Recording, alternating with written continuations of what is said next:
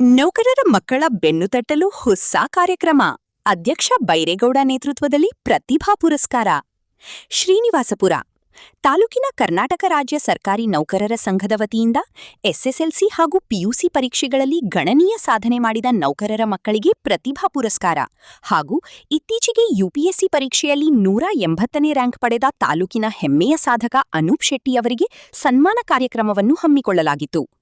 ಕಾರ್ಯಕ್ರಮದ ಅಧ್ಯಕ್ಷತೆ ಹಾಗೂ ಪ್ರಾಸ್ತಾವಿಕ ನುಡಿಗಳನ್ನಾಡಿದ ತಾಲೂಕು ನೌಕರರ ಸಂಘದ ಅಧ್ಯಕ್ಷರಾದ ಬೈರೇಗೌಡ ಅವರು, ನಾನು ಅಧ್ಯಕ್ಷನಾದ ಮೇಲೆ ತಾಲೂಕಿನ ನೌಕರರ ಮಕ್ಕಳನ್ನು ಪ್ರೋತ್ಸಾಹಿಸಲು ಮತ್ತು ಅವರ ಬೆನ್ನು ತಟ್ಟುವ ಉದ್ದೇಶದಿಂದ ಇಂತಹ ಹೊಸ ಕಾರ್ಯಕ್ರಮಗಳನ್ನು ಹಮ್ಮಿಕೊಳ್ಳುತ್ತಿದ್ದೇನೆ.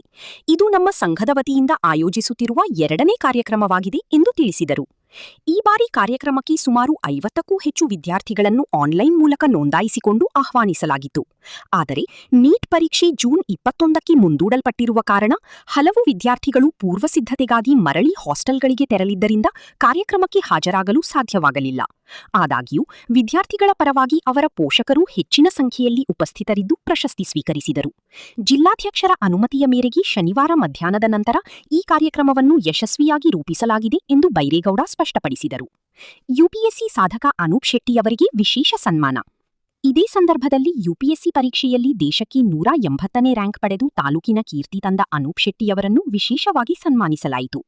ಸಾಧಕನ ಹಿನ್ನೆಲೆಯನ್ನು ಸ್ಮರಿಸಿದ ಅಧ್ಯಕ್ಷರು, ಅನೂಪ್ ಶೆಟ್ಟಿಯವರ ತಂದೆ ತಾಯಿ ಯಾರೂ ಸರ್ಕಾರಿ ಅಧಿಕಾರಿಗಳಲ್ಲ. ತಾಯಿ ಸರಳ ಗೃಹಿಣಿಯಾಗಿದ್ದರೆ ತಂದೆ ಟ್ರ್ಯಾಕ್ಟರ್ ಶೋರೂಮ್ ಒಂದರಲ್ಲಿ ಮ್ಯಾನೇಜರ್ ಆಗಿ ಕೆಲಸ ಮಾಡುತ್ತಿದ್ದಾರೆ.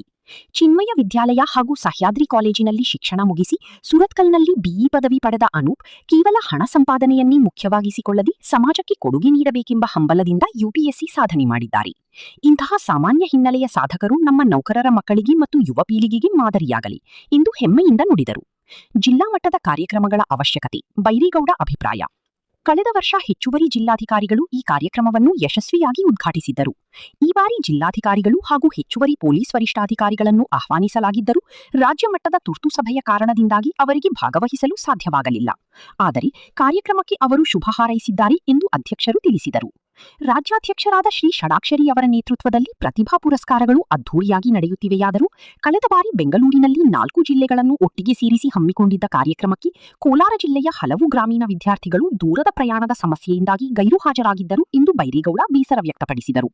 ರಾಜ್ಯದ 34 ಜಿಲ್ಲೆಗಳಲ್ಲೂ ಪ್ರತ್ಯೇಕವಾಗಿ ಕಾರ್ಯಕ್ರಮ ಮಾಡುವುದು ಸವಾಲಿನ ಕೆಲಸವಾದರೂ ವಿದ್ಯಾರ್ಥಿಗಳ ಹಿತದೃಷ್ಟಿಯಿಂದ ಇಂತಹ ಕಾರ್ಯಕ್ರಮಗಳು ಜಿಲ್ಲಾ ಮಟ್ಟದಲ್ಲೇ ನಡೆದರೆ ಹೆಚ್ಚು ಸೂಕ್ತ ಎಂದು ಅವರು ಅಭಿಪ್ರಾಯಪಟ್ಟರು. ಬೆಂಗಳೂರಿನಲ್ಲಿ 4 ಜಿಲ್ಲೆಗಳನ್ನು ಒಟ್ಟುಗೂಡಿಸಿ ಬೆಂಗಳೂರಿನಲ್ಲಿ ಮಾಡಿದ್ರು. ಸುಮಾರು ಜನ ವಿದ್ಯಾರ್ಥಿಗಳು ಭಾಗವಹಿಸಕ್ಕಾಗಿರಲಿಲ್ಲ. ಆದರೆ ಅವರು ಆನ್ಲೈನಲ್ಲಿ ಅರ್ಜಿ ಹಾಕಿದ್ರು, ಆದರೂ ಕೂಡ ಹೋಗೋಕ್ಕಾಗಿರಲಿಲ್ಲ ಬೆಂಗಳೂರಿಗೆ. ನಾನು ಆ ಕಾರ್ಯಕ್ರಮದಲ್ಲಿ ಭಾಗವಹಿಸಿದಾಗ ನಮ್ಮ ಅಧ್ಯಕ್ಷರು ಮತ್ತು ನಮ್ಮ ಕಾರ್ಯದರ್ಶಿಗಳು ಸತೀಶ್ ಅವರು ಕೂಡ ನನ್ನ ಜೊತೆ ಇದ್ದರು. ಅವತ್ತು ಕೋಲಾರ ಜಿಲ್ಲೆಯಿಂದ ಸುಮಾರು ಜನ ಆಬ್ಸೆಂಟ್ ಆದರು ಮಕ್ಕಳು. ಕಾರಣ ಏನಂತಂದ್ರೆ ಬೆಂಗಳೂರಿಗೆ ಯಾರು ಹೋಗ್ತಾರೆ ಬಿಡಿ ಅಂತ, ಬೆಂಗಳೂರಿಗೆ ಯಾರು ಹೋಗೋರು ಯಾರು ಅಂತ. ಇದೇ ಕಾರ್ಯಕ್ರಮವನ್ನ ರಾಜ್ಯ ಮಟ್ಟದಲ್ಲಿ ಇದಕ್ಕಿಂತ ಮೊದಲು ಜಿಲ್ಲಾ ಮಟ್ಟದಲ್ಲಿ ಮಾಡ್ತಾ ಇದ್ರು ನಮ್ಮ ನೌಕರ ಸಂಘದ ಕಡೆಯಿಂದ. ಆದರೆ 34 ಜಿಲ್ಲೆಗಳಲ್ಲಿ ಓಡಾಟ ಮಾಡೋದು ಕಷ್ಟ ಆಗ್ತದೆ ಅಂತಕ್ಕಂಥ ಕಾರಣಕ್ಕೆ 4 ಜಿಲ್ಲೆಗಳು ಅಥವಾ 3 ಜಿಲ್ಲೆಗಳನ್ನು ಒಟ್ಟುಗೂಡಿಸಿಕೊಂಡು ಮಾಡುವಂತ ಒಂದು ಕೆಲಸವನ್ನು ನಮ್ಮ ರಾಜ್ಯಾಧ್ಯಕ್ಷರು ಮಾಡ್ಕೊಂಡು ಹೋಗ್ತಾ ಇದ್ದಾರೆ.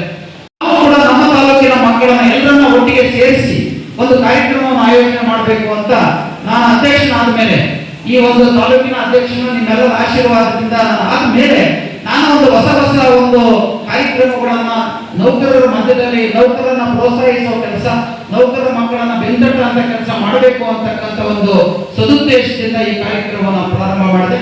ಇದು 2ನೇ ಕಾರ್ಯಕ್ರಮ ಇವತ್ತು ನಾನು ಮಾಡ್ತಾ ಇರ್ತಕ್ಕಂಥ ನಮ್ಮ ಸಂಘದ ಕಡೆಯಿಂದ. ಹಾಗೆ ಈ ಒಂದು ಕಾರ್ಯಕ್ರಮದಲ್ಲಿ ಬಹಳ 50 ಜನ ಮಕ್ಕಳು ಎಸ್ಎಸ್ಎಲ್ಸಿ ಮತ್ತು ಪಿಯುಸಿಯಲ್ಲಿ ನಮ್ಮ ಆನ್ಲೈನ್ ಲಿಂಕ್ ಯಾರ್ಯಾರು ಮಾಡ್ಕೊಂಡಿದ್ರು ಅವರೆಲ್ಲರಿಗೂ ಕೂಡ ಸಂಘದ ಕಡೆಯಿಂದ ಕರೆ ಹೋಗಿದೆ. ತಾವೆಲ್ಲ ಕೂಡ ಬಂದಿದ್ದೀರಿ, ತಮ್ಮ ಮಕ್ಕಳ ಜೊತೆ ಬಂದಿದ್ದೀರಿ. ಕೆಲವರು ಮಕ್ಕಳು ಬರಕ್ ಆಗಿಲ್ಲ. ಕಾರಣ ಏನಂತಂದ್ರೆ ಈ ನೀಟ್ ಪರೀಕ್ಷೆ ಗೊಂದಲದಲ್ಲಿ ಜೂನ್ 21ಕ್ಕೆ ಮತ್ತೆ ಹೋಗಿರೋದ್ರಿಂದ ಸಾಕಷ್ಟು ವಿದ್ಯಾರ್ಥಿಗಳು ಮತ್ತೆ ಹಾಸ್ಟೆಲ್ ಹೋಗಿದ್ದಾರೆ, ಮತ್ತೆ ಓದೋದಕ್ಕೆ ಅವ್ರು ಹೋಗಿದ್ದಾರೆ. ಅವರು ಪೇರೆಂಟ್ಸ್ ಬಂದಿದ್ರಿ, ಬಹಳ ಸಂತೋಷ. ನಾನು ಈ ತರ ಆಗುತ್ತೆ ಅಂತ ನಾನು ಅಂದ್ಕೊಂಡು ನಾನು ಕಾರ್ಯಕ್ರಮವನ್ನು ಖಂಡಿತವಾಗೂ ಕೂಡ ರೂಪಿಸಲಿಲ್ಲ. 50 ಜನ ಮಕ್ಕಳು ಕೂಡ ನಮ್ಮ ಮಧ್ಯದಲ್ಲಿ ಇರ್ತಾರೆ ಅನ್ನೋ ಸದುದ್ದೇಶ ಇತ್ತು. ಆದರೆ ಅನಿವಾರ್ಯ ಕಾರಣಗಳಿಂದ ಇವತ್ತು ಬದಲಾವಣೆ ಆಗಿದೆ. ಆದರೂ ಪರವಾಗಿಲ್ಲ, ಪೋಷಕರು ತಾವೆಲ್ಲ ಕೂಡ ಕಾರ್ಯಕ್ರಮಕ್ಕೆ ಆಗಮಿಸಿದಿರಿ. ಹಾಗೆ SSLC ಮಕ್ಕಳು ಕೂಡ ಇನ್ನೇನು ಕಾಲೇಜುಗಳು ಪ್ರಾರಂಭ ಆಗ್ತಾ ಇದೆ, ಕಾಲೇಜುಗಳು ಹೋಗ್ಬೇಕಾಗಿದೆ.